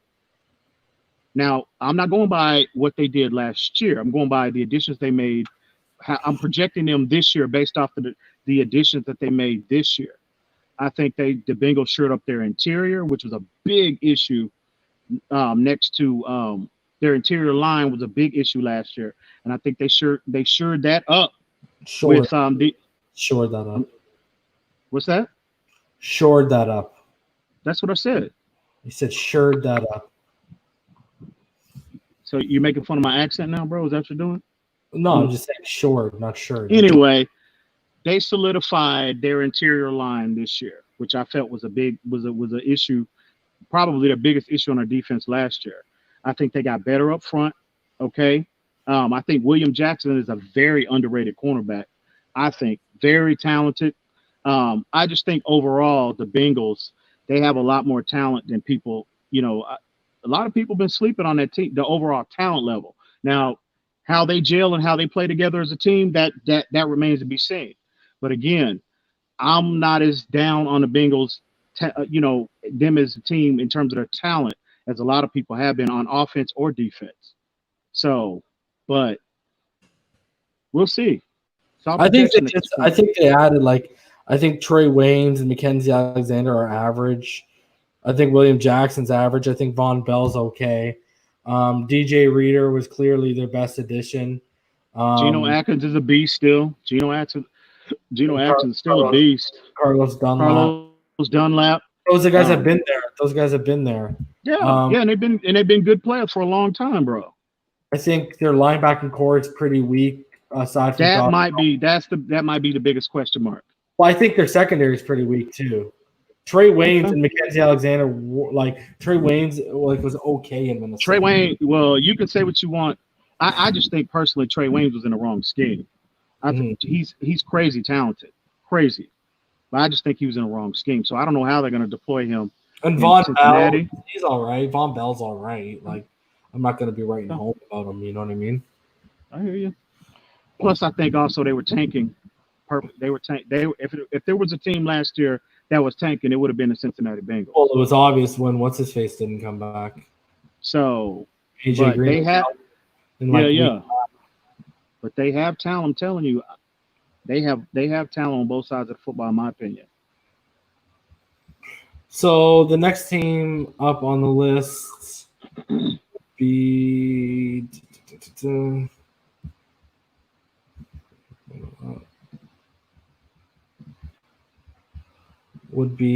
the Denver Broncos. Where we at? Number 3 now? Yeah, number 3, the Denver Broncos. You got obviously the people everyone knows like Von Miller. Bradley Chubb. They did lose. Bradley Chubb. They did lose Go ahead. Charles Harris Jr. So their secondary is right now their corner group is probably weaker than it's been because it's basically led by Duke Dawson and AJ Boy. Devontae Harris is really nothing to write home about. But they do, you got Justin Simmons and Kareem Jackson as your 2 safeties, studs. You got 2 top 10 safeties. The linebacking core, you got Alexander Johnson, again, a guy who a lot of people sleep on because he's not just a big name. Todd Davis, who always shows up. When you go to that interior, Shelby Harris, they traded for Jarrell Casey. They've got Mike Purcell. As you mentioned, on the edge, obviously you got Bradley Chubb as the outside linebacker edge, and same thing with Von Miller, bro, and Malik Reed too. So pretty across the board, this defense is pretty stellar, man. Other than the secondary is going to be a problem, but they got enough talent in their front 7 and especially in that safety room that they can still make up for any deficiencies they might have on the boundaries a little bit. Yeah. Now their front 7 is definitely, I think, is going to be an issue for us. Man, you have Von Miller's he's on a Hall of Fame trajectory. Bradley Chubb, we don't know how he's going to be coming off that ACL tear. Is he going to come back and be that same explosive athlete? We talked about this before on previous streams on how it takes, that second year when players are coming off similar injuries. It takes a year to get back on the field, and it takes an additional year generally for players to get that level of explosion back. Who knows what he's going to look like, but he's still a problem regardless, in particular in the run game. But they have an imposing, front 7. They have, front 7 is concerned. I still think, on the boundaries, we have I think we have a decided advantage. Their safeties are very, very, very good. We all know we talked about Simmons. They could be the best safety pairing. They could be. They might be. I would agree with that. We talk, and we were even on TD's platform when free agency started. We were talking about the potential, the possibility of us obtaining Simmons. Months ago. You should see his grades, bro. I'm looking at his grades. Yeah, you should see his grades, bro. The guy had a 90.7 overall defensive grade. He had a 86.1 run defense grade, bro. Mm-hmm. He had a 91.1 coverage grade. Very good, very, very productive player. It's their boundary, right? Yeah. AJ Boy is their number 1 guy, and they're basically hoping they drafted Bryce they're hoping that, Bryce Callahan is finally going to come in to what he's supposed to be, right? That's what they're hoping.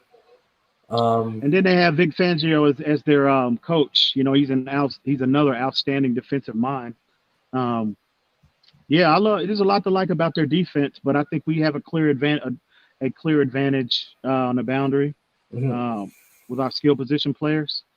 But in terms of our offensive line matching up with their front, it's going to be difficult for sure. Yeah. And we have lost EM to the abyss of the blackness. But yeah, I think the Broncos are going to be able to generate enough pressure. The front 7, some games, I'm not saying whether it is or isn't against us. In some games, they'll be able to make up for the deficiencies they might have on the boundary. Especially when you have such good corners up the middle too.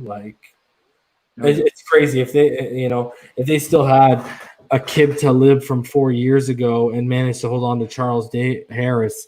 This would be a scary looking defense, man. Who was that? If the Broncos had a Kib to live from 4 years ago and managed to hold on to Chris Harris and it would be deadly. Remember Roby? Even Chris Harris and a Kib from a couple years ago would be enough to make you be just afraid of this. That'd be a top 5 defense right there, bro. Yeah. All day. For sure. Gotta get paid though. Yeah. So the number 2 team on this list is, to me, one of my favorite defenses to watch. Non-Dolphin defenses to watch. Just because I'm such a huge fan of one of the players on this team, and that's the Los Angeles Chargers. I'm a massive fan of. I've stated this multiple times. I'm a huge fan of Derwin James. I think the kid's an absolute stud. You got Derwin James back there. They're the ones who went out and signed Chris Harris Jr. You got Desmond King. You got Casey Hayward Jr., who's a stud. You know what I mean? If he can stay healthy. Agreed. You got that linebacking core, Denzel Perryman, who they drafted pretty high a couple years ago. They got the former Dolphin Nick Vigil. They got Drew Tranquil. They drafted Kenneth Murray out of Oklahoma, EM. Very good player. Love that player. So he's one of those players who should make an immediate impact. And then you look at their interior. Their interior is kind of their weaker point. Their best interior guy is Linval Joseph, right? Yeah. And Joseph is he's been a productive player. And then on the edge, but obviously you got Joey Bosa and Melvin Ingram. So just on the edge, you got Joey Bosa and Melvin Ingram, one of the better edge pairings in the NFL, right? Yeah, I agree 100%. This is definitely. You mentioned that their interior, and generally for some reason, San Diego through the years, because they've had very good defenses. If you think of like a couple years back, even back to the Seau days, bro. Even when Seau, they were a little soft on the interior. Even the Sean Marion days, you know what I mean? Loaded everywhere else, but they were, for some reason, they just hadn't. They've always been a little light and a little soft on the interior. And you look at when they would match up with teams like New England would consistently exploit that weakness, bro. Like in the playoffs when they would play them, or even in regular season. And but anyway, they have very good players. Obviously Bosa, Ingram, like you said, they're definitely as a duo. You can put them up against really any duo in terms of pass rushers in the entire NFL. Denzel Perryman is solid. Murray, we all know how I feel about him as a player. Their secondary, Derwin James is an absolute monster. Turns out in hindsight, when you think about that draft, he should have been the player we should have selected instead of Minka Fitzpatrick. But anyway, that's another, that's a whole nother issue for another day. But absolute monster. Casey Hayward. If he can stay healthy, man, that kid is, crazy athleticism, but man, he just can, and you breathe on him, bro, and he's on IR for half the year if you cough on it. So yeah, man, but they have depth in the secondary. Their front seven is imposing. But yeah, if you're gonna nitpick and point at if you're gonna say a weakness that they have, that's as we're sitting here today, is that it's on that interior.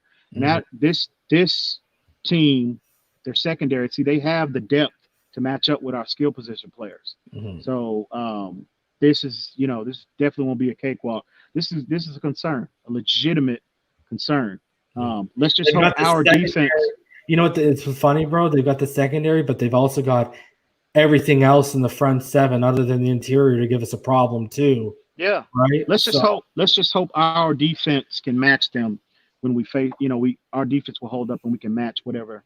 We can match them. I know there's some of you out there who don't watch football like we do in terms of watch a lot of other teams. You only have time or whatever the case it is for the Dolphins. If you've never seen Derwin James play, because he was hurt last year, guys, he's absolute something monster. Special, man. Absolute a lot of people, it's between him and Jamal Adams for me of who the best, and Justin Simmons to me would be the best safeties in the NFL. But he's going to be back this year. I know he came back near the end of last year. And what was his injury? You remember what his injury was? Reason was it an ACL? I don't remember what it was. It might have been. But he came back in week 15 or week 14 last year. Oh, did he really? Yeah. Because I'm trying to. He had a stress fracture in his right foot. He had a stress fracture. It wasn't ligament damage or anything like that. He had a stress fracture of the 5th metatarsal of his right foot. So, yeah, it wasn't an ACL tear or anything like that. So, absolute beast, absolute monster. He should have been the player that we should have selected in hindsight as we're looking back on that draft. Yeah. We should have selected him, bro. Yeah. That's the player we should have got. But Ballgame would have loved it because that's Ballgame's boy because he's an FSU guy, right? Yeah, definitely. So our number one defense should be pretty obvious. Obvious. It is obviously the team that lost in the Super Bowl last year, the San Francisco 49ers EM. We've talked about this, when we were on the pre-Super Bowl streams over on TD's platform last year, when he was trying to spit nonsense about them sending a 5th or a 6th man, me and you were the two saying that's not their scheme. These guys get the pressure off a 4-man front. If you force them to send extra men because of the zone coverage they play, you're going to start exposing them. And that's actually what ended up happening to them. But so they run primarily a zone coverage scheme. When you look at the corners we're about to go over here, because Richard Sherman last year was the number 1 graded corner by PFF out of 115 last year.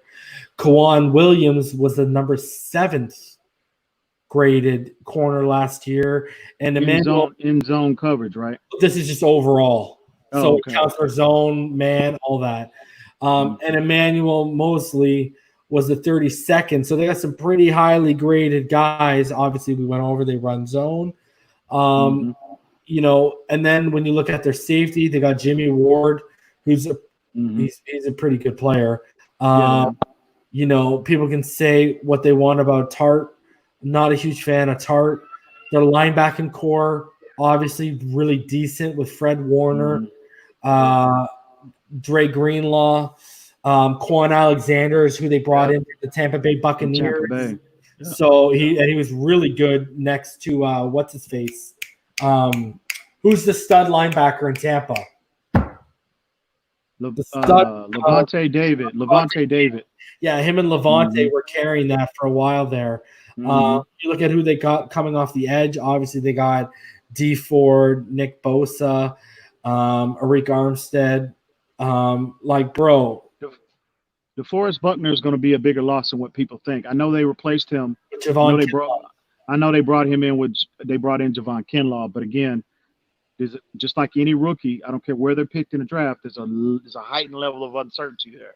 So we don't know how he's going to play out. But you're talking about a double-digit sack guy. Replacement, though. You can't find a better replacement. I agree from a physical standpoint. Absolutely, his skill set is undeniable. But again, and a potential standpoint and like a ceiling standpoint. Right. I agree. But Buckner's a double-digit sack guy on the interior, bro. That's a lot of production. That's a lot of production to try to replicate in one off season. Maybe Kinlaw might turn out to be that guy. Who knows? But again, he's a projection at this point.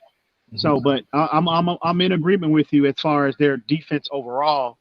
Obviously, D Ford is he's been one of the better pass rushers, I would say, the last 3 years. And he missed good portions of the season last year due to injuries. So he'll come back fully healthy this year. Obviously, Nick Bosa, in my opinion, even right as we're sitting right now as a rookie, I've been staying up late and catching those replays of the best games of this year on NFL Network. And I saw them matched up with the New Orleans Saints, the 49ers against the Saints, and them matched up against the Seattle Seahawks. And I was keying in on Bosa in particular. And I mean, bro, maybe it's because I don't, other than the Dolphins, I don't follow team. Obviously, I don't follow teams that closely. He is special. Yeah, man. I mean, this kid's impact. I mean, it is unreal as a rookie, man. I mean, so technically sound. Can I tell you something? As a rookie, put this in perspective, EM. As a rookie,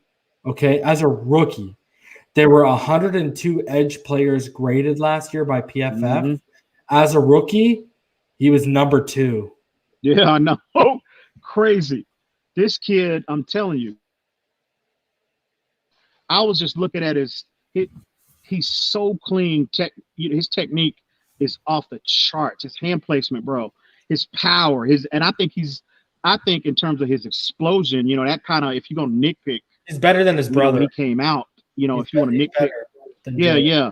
People were trying to nitpick and saying, well, he can't beat you with speed. Man, this kid has it all, bro. Yeah. I think he's more explosive. Yeah. You know what I mean? Than a lot of people give him credit for. But his technique, his power, his ankles look like tree trunks, bro. I mean, he is special. And that kid, I was like, man, and my brother is a 49ers fan, and I've been giving him, he's been hyping him up all year long. And it's that's warranted. But man, I'll never mumble another a negative word about Joey Bosa. Can I tell you this? Check this out. Solomon, and this is just in the front, guys. This is just along the front. Solomon Thomas, when was he drafted? Round 1, pick 3. Javon Kinlaw, when was he drafted? Round 1, pick 14. Yep. Nick Bosa, when was he drafted? Round 1, pick 2. D Ford, even though they traded for him, where was he drafted? Round 1, pick 23. And Arik Armstead, round 1, pick 17. So you're talking about 5 first-round picks that are all working out and not busts along the front. Crazy depth. That's stupid. Crazy. That's stupid. So you know why? And those you can tell that's what Washington's starting to do. But see, when you have talent like that, so much talent, surplus of talent, first-round talent like that on your D line, man, your secondary, they don't have to cover for so long. I mean, 1.5 seconds, quarterbacks are lucky to get, to have 2 seconds to be able to survey the field and distribute the football, appropriately. I mean, 5 of them. That's crazy talent up front. And again, I think they're going to miss Buckner's production, especially early on, because it's going to be a learning curve, just like for any rookie. It's going to be a learning curve for Javon Kinlaw. Okay. But the question is, how big is that curve going to be? So, but yeah, definitely they should be. I agree with you 100%. They should be the biggest concern in terms of us matching up with them defensively. But again, the question mark is this is going to be the ultimate test for our offensive line. We're going to get a very good idea. I think we'll get a clear idea earlier, like with the Buffalo game with New England, and I think we play Seattle before we play San Francisco, I believe. Yeah, we play them back to back, right? Yeah. So we'll have, in terms of where our offensive line is, we'll have a clear picture. But this is going to be the ultimate test for them up front. So, but I do think we have an edge. I think we can kind of expose them because I think we have the skill positions similar to what Kansas City did in the event we catch them in one-on-one in man situations. I think we have the skill position players to exploit their play. Richard Sherman as well. As good as Richard Sherman is graded out to be, he's his own corner. He can say what he wants about him traveling. I travel just like everybody else, because you remember this was a huge debate some years back when they were trying to compare him to Richard Sherman to Darrelle Revis. It's no comparison, in my opinion. Darrelle Revis was clearly head and shoulders was a better player than what Richard Sherman was, in my opinion. But Sherman is a zone-based corner. They are a zone-based team. Again, and I've talked and we've highlighted how, again, if our offensive line can hold up, we have the quarterbacks that can just, we have the weapons on the boundary, and we have the quarterbacks that can accurately and consistently distribute the football. We can exploit them, but that's a big if. We just talked about the surplus of talent they have up front. That's going to be, that's going to be the biggest test in terms of fronts we'll face all year, maybe, as we're talking about this tonight. But they are the biggest concern defensively, in my opinion. But yeah, man, I can't wait. I'm still not running from nobody. I'm not scared. Yo, I ain't scared. So that's the list we came up with, guys. So I just want to go into some PayPal donations here. We got a donation pretty late near the end of our stream last time, and I didn't get to it. And it was $3 from Freak Spike, and he said this game is like the end of House Party movie when Kid got home. And then we got a donation this morning. We got a $20 donation from Damien D saying "Fins up, fam." So we appreciate you, homie, for showing the love, bro. Appreciate you, bro. And as usual, I just want to give a quick shout out to all the patron members, guys. It's just so much love that y'all guys keep showing us. So as usual, I want to shout out all our patrons. Of course, I'll start off with Infinite Trauma and Rhino Sith, our two mods, and they were our first two patrons. I want to give a shout out to our other patrons, of course, though, and that's Shake Money, Joe B, Shake, KA all day, and of course Fake Spike 94. We appreciate you guys, and if you want to become a patron member, guys, it's simple. Just go to www.patreon.com/Phinside the NFL. 4 different tiers: a $5 tier, $10 tier, a $15 tier, and a $20 tier. All of them have different benefits, so go give that a look-see. If you'd like to just straight donate, because there's no fees involved, paypal.me/Phinside. Send them directly. And guys, we are at 950 subscribers. We're 50 away from 1K, and we're also 50 away from being allowed to open up the super chat if you guys want to donate directly through YouTube instead of having to go to another website. And I just want to go over it again. Wednesday night, guys, 8 p.m. Reason, EMdolphinfan, Dougley Do Wrong, Great One DeVore, Jason Sarney of Fin Maniacs, and Mr. Ball Game. And we're going to be having a training camp roundtable discussion. It's the Miami Dolphins Knights of the Roundtable is what we're going to be rocking here. And as always, guys, if you weren't around earlier, I'm just going to remind you here, we're doing a giveaway for the Tua Tagovailoa jersey. Absolutely. Go to our Twitter, Phinside the NFL. You'll see the pinned tweet. And basically, there you can have up to 4 entries total per person. One way to enter is retweet the tweet you'll see pinned on our profile and follow us on Twitter. If you subscribe to us on YouTube, that's worth 2 entries. So if you don't have social media, email me, finsidethenfl@gmail.com, with a screenshot showing you're subscribed. If you are on social media, DM us a screenshot or comment in the giveaway thread. And the final way to enter is follow us on Instagram and like our post about the giveaway. All the details are right there on that little flyer graphic. So, guys, we appreciate the support. We are about to hit the 2-hour mark. We're at 1 hour and 52 minutes. EM, is there anything else you want to say before we get on out of here? Man, just want to say again, thank you to everybody, man, that's continuously showing us love and appreciation for what we do, the content that we're consistently bringing. Yeah, man, just, bro, I ain't gonna lie, Reason, I'm still concerned about the season. I can't get that out of my head, bro, to be honest with you. Yeah. But hopefully we'll have that season. And, bro, it's close. 2 weeks. Everybody reports in 2 weeks. Yep. The training camp in 2 weeks. Man, I can't believe where did the time fly, bro? It seemed like we were just stuck in. Yeah. It seemed like we were just stuck in August, bro. Man, so yeah, it's exciting times. These are definitely exciting times for our fan base, and let's just hope we have a season, man. And again, everybody's love and appreciate it. It's greatly appreciated. Everybody. For sure. So y'all know what it is all day, every day. Be back Wednesday, 8 p.m. Don't miss that show, guys. You're not going to want it. It's going to be a good one. So until then, as always, y'all already know what it is. Fins up all day, every day. All day, every day.